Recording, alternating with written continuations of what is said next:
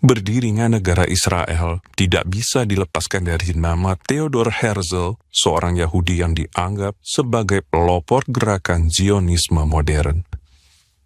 Terdorong oleh keprihatinannya pada nasib bangsa Yahudi di berbagai negara Eropa, pada tahun 1896, Theodor Herzl menulis pamflet berjudul Der Judenstaat yang mendorong perlunya bangsa Yahudi memiliki sebuah negara merdeka sendiri. Pada tahun 1897, dia mengorganisir Kongres Zionis yang pertama di Basel, Swiss, yang bertujuan untuk mewujudkan negara Yahudi di tanah asal mereka yang kini bernama Palestina. Itulah awal dari gerakan Zionisme modern. Upaya orang-orang Yahudi untuk mencari dukungan bagi gagasan Zionisme akhirnya mendapatkan sambutan positif dari Inggris. Pada tahun 1917, Menteri Luar Negeri Inggris Arthur Balfour mengeluarkan surat resmi kepada tokoh Yahudi di Inggris bernama Lord Rothschild yang isinya menjanjikan dukungan Inggris bagi berdirinya sebuah negara untuk bangsa Yahudi di tanah Palestina, tepatnya di daerah Mandat Inggris di Palestina yang telah direbut Inggris dari kekuasaan Ottoman Turki. Pada waktu itu mandat Inggris di Palestina mencakup wilayah yang sekarang ini menjadi bagian dari negara Israel dan Yordania. Surat ini kemudian dikenal dengan nama Deklarasi Balfour. Adanya dokumen tersebut kemudian mendorong banyak orang-orang Yahudi di Eropa mulai datang dan menetap di Palestina, cikal bakal negara mereka. Perlu dicatat, kedatangan bangsa Yahudi ke tanah Palestina terjadi secara legal. Mereka mendapatkan tanah dengan cara memberinya dari orang-orang Arab yang tinggal di sana. Biasanya orang-orang Arab memberikan mereka tanah-tanah yang penuh rawa dan tandus. Tapi dengan keahlian dan ketekunannya, orang-orang Yahudi pendatang tersebut berhasil mengolah tanah-tanah mereka menjadi wilayah pertanian yang subur dan produktif. Keberhasilan ini semakin mendorong lebih banyak orang Yahudi di berbagai negara yang datang ke tanah nenek moyang mereka. Tapi di sisi lain, keadaan ini juga memicu munculnya konflik dengan orang-orang Arab yang semakin lama semakin meningkat. Konflik ini kelak memuncak saat Israel memproklamirkan kemerdekaannya. Setelah Perang Dunia II dan tragedi Holocaust yang merenggut korban jutaan orang Yahudi, migrasi orang-orang Yahudi ke tanah Palestina meningkat drastis. Simpati banyak negara atas nasib bangsa Yahudi akhirnya mendorong PBB pada tahun 1947 mengeluarkan resolusi nomor 181 yang isinya membagi dua wilayah mandat Inggris di Palestina yang tersisa setelah kemerdekaan Yordania. Sebagian untuk bangsa Yahudi dan sebagian lagi untuk bangsa Arab. Harap dicatat bahwa resolusi PBB sama sekali tidak menyebut bangsa Palestina, tetapi Arab. Pada saat itu memang istilah bangsa Palestina sama sekali tidak dikenal. Mereka yang sekarang ini mengaku sebagai bangsa Palestina tidak lebih dari orang-orang Arab yang tinggal di wilayah mandat Inggris di Palestina. Resolusi PBB nomor 181 ini adalah solusi dua negara yang pertama kali ditawarkan pada bangsa Yahudi dan orang-orang Arab di tanah Palestina. Meski hanya mendapat bagian wilayah yang kurang subur, bangsa Yahudi menerima resolusi tersebut. Dan pada tanggal 14 Mei 1948, mereka menyatakan kemerdekaannya serta menunjuk David Ben-Gurion sebagai pemimpin mereka. Sayangnya orang-orang Arab atau yang sekarang dikenal sebagai orang-orang Palestina menolak solusi dua negara yang ditawarkan PBB ini, meskipun sebenarnya mereka sangat diuntungkan. Dalam pembagian yang diusulkan PBB, orang Arab mendapatkan bagian tanah-tanah yang produktif dan juga mendapatkan seluruh wilayah Yudea dan Samaria minus Yerusalem yang dinyatakan sebagai wilayah internasional. Jadi sejak awal sebenarnya solusi dua negara sudah diusulkan dan hasilnya Israel setuju, tapi Arab atau Palestina menolak meski sebenarnya mereka mendapatkan bagian wilayah yang lebih menguntungkan. Sikap penolakan ini juga didukung oleh negara-negara Arab lain yang ada di sekitar mereka. Sehari setelah Israel menyatakan kemerdekaannya, yaitu tanggal 15 Mei 1948, 5 negara Arab, Mesir, Yordania, Suriah, Irak, dan Lebanon menyatakan perang dengan Israel dan mulai melancarkan serangan. Pada hari itu terjadilah peristiwa Nakba atau bencana, di mana ratusan ribu orang Arab Palestina mengungsi keluar wilayah Israel.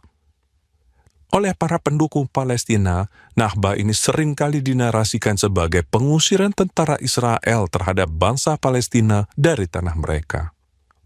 Tapi ini kebohongan besar. Yang terjadi sebenarnya bukan tentara Israel yang mengusir mereka, tapi negara-negara Arab yang sudah berniat menyerang Israel memerintahkan mereka untuk pergi, agar negara-negara Arab tersebut dapat dengan leluasa melakukan serangan ke Israel. Ini bisa dibuktikan dari berita-berita surat kabar yang muncul di seputar kemerdekaan Israel pada masa itu. Orang-orang Arab Palestina yang memilih tetap tinggal di Israel juga menjadi saksi bahwa bukan tentara Israel yang mengusir orang-orang Arab Palestina, tapi negara-negara Arab yang telah meminta mereka keluar dari Israel. Rencana awalnya setelah negara-negara Arab berhasil mengalahkan dan mengusir orang-orang Yahudi, maka orang-orang Arab Palestina yang mengungsi dapat kembali ke tanah mereka. Sialnya, dalam perang tersebut negara-negara Arab justru kalah telak dan kehilangan banyak wilayah yang seharusnya menjadi bagian untuk orang-orang Arab Palestina. Setelah gencatan senjata tahun 1949, negara-negara Arab hanya mampu menguasai sedikit wilayah. Mesir menduduki Gaza dan Yordania menguasai wilayah Yudea dan Samaria yang kemudian mereka ubah namanya menjadi tepi barat. Akibatnya orang-orang Arab Palestina yang sudah terlanjur diminta mengungsi tidak dapat kembali ke tanah mereka sampai sekarang. Itulah fakta sesungguhnya dari peristiwa Nakba dan awal mula para pengungsi Palestina. Zionisme versus Palestinaisme. Sekarang kita akan melihat mengapa orang-orang Arab Palestina menolak solusi dua negara yang ditawarkan PBB pada tahun 1947 dan penyebab sesungguhnya dari perlawanan mereka terhadap Israel sampai hari ini. Dengan memahami ini, kita akan dapat melihat akar sesungguhnya dari konflik Israel-Palestina yang memuncak pada tragedi 7 Oktober 2023 dan penghancuran Gaza. Seharusnya apabila orang-orang Arab Palestina sejak awal menerima usulan solusi dua negara oleh PBB tahun 1947, mereka kini sudah memiliki sebuah negara merdeka yang cukup besar. Jauh lebih besar dari sekedar wilayah Gaza dan Yudea Samaria yang mereka sebut sebagai tepi barat. Tapi sayangnya mereka menolak dan memilih untuk berjuang melawan Israel. Sikap ini menunjukkan satu hal, orang-orang Arab Palestina tidak membutuhkan sebuah negara. Sewaktu Gaza diduduki Mesir dan tepi barat diduduki Yordania dari tahun 1949 sampai tahun 1967, tidak pernah terdengar sedikit pun tuntutan orang Palestina untuk merdeka. Selain itu, mereka sebenarnya sudah memiliki sebuah negara yang besar dan merdeka, yaitu Yordania. Itulah negara bagi orang-orang Arab Palestina di wilayah bekas mandat Inggris di Palestina. Tidak perlu heran jika bendera Yordania hampir sama dengan bendera Palestina. Lalu apa yang sebenarnya diinginkan orang-orang Palestina? Akar masalah dari seluruh konflik yang berkepanjangan hingga hari ini tidak lain adalah keinginan negara-negara Arab untuk menolak keberadaan negara Israel di Timur Tengah. Itu intinya. Sementara kemerdekaan Palestina hanyalah dalih positif yang digunakan untuk menutupi tujuan negatif yang sesungguhnya, yaitu penolakan terhadap keberadaan negara Israel. Jadi sumbernya bukanlah gerakan nasionalisme Palestina yang menuntut kemerdekaan, tapi ideologi jahat negara-negara Arab yang menolak keberadaan negara Israel dengan berkedok tuntutan kemerdekaan Palestina. Kita sebut saja ideologi jahat ini sebagai Palestinaisme. Semangat jahat ideologi Palestinaisme ini terungkap dalam semboyan mereka. From the river to the sea, Palestine will be free. Yang tidak lain adalah ungkapan genosida terhadap bangsa Israel. Jadi bangsa Palestina sebenarnya adalah orang-orang Arab di Palestina yang dimanfaatkan sebagai alat untuk mewujudkan semangat Palestinaisme yang bertujuan untuk memusnahkan keberadaan bangsa Yahudi di Timur Tengah. Perlu diingat bahwa istilah bangsa Palestina baru resmi digunakan dalam gerakan TFU yang didirikan tahun 1964. Sebelum itu, belum pernah ada dokumen resmi manapun yang menyebut adanya bangsa Palestina. Mengapa negara-negara Arab menolak keberadaan negara Israel? Sebelum kemunculan negara Israel, bangsa Yahudi sudah berabad-abad tinggal di tanah Palestina dan hidup berdampingan dengan bangsa-bangsa lainnya. Tapi sejak Yerusalem dikuasai Islam pada abad 7, keberadaan mereka di sana adalah sebagai kaum dhimmi, warga kelas 2 yang tidak memiliki hak-hak politik, serta wajib membayar jizyah kepada penguasa Muslim. Keberadaan negara Israel di tanah Palestina tahun 1948 tentunya menghapuskan status dhimmi dari orang-orang Yahudi dan sekaligus mengangkat derajat mereka setara dengan orang-orang Muslim di wilayah itu.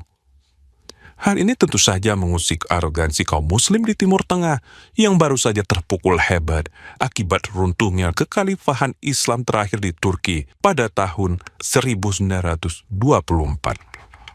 Keberadaan negara Israel di antara negara-negara Islam dianggap sebagai pukulan terakhir yang menghancurkan cita-cita Islam untuk menguasai dunia. Inilah yang tidak dapat diterima, tidak hanya oleh semua negara Arab, tapi oleh semua negara Islam di seluruh dunia. Tidak perlu heran kalau orang-orang di negara Indo-Konoha dengan para pemimpinnya yang punya ndas ber-IQ 99 juga sibuk menyuarakan anti-Zionisme dan mendukung penuh kemerdekaan Palestina. Persoalan sesungguhnya adalah terusiknya semangat Islamisme yang ingin mendominasi dunia oleh keberadaan negara Israel. Dengan memahami ini, kita sekarang bisa melihat dengan lebih jelas akar masalah konflik Israel-Palestina. Konflik ini sama sekali tidak ada hubungannya dengan kemerdekaan bangsa Palestina yang sebenarnya sudah punya Yordania sebagai negara mereka. Akar dari konflik ini adalah keinginan untuk menolak keberadaan negara Israel yang menjadi batu sandungan bagi ambisi Islamisme. Bagaimana mungkin Islam dapat menguasai dunia kalau di pusatnya, yaitu di Timur Tengah, ada sebuah negara Israel merdeka yang menolak tunduk pada kekuasaan dan nilai-nilai Islam? Itu akar masalahnya. Itu sebabnya tawaran solusi dua negara tidak akan pernah berhasil, karena yang diinginkan orang-orang Palestina bukanlah sebuah negara Palestina merdeka, tapi penghapusan eksistensi negara Israel demi semangat dominasi Islamisme. Terima kasih atas perhatian Anda. Viva Cristo Rey.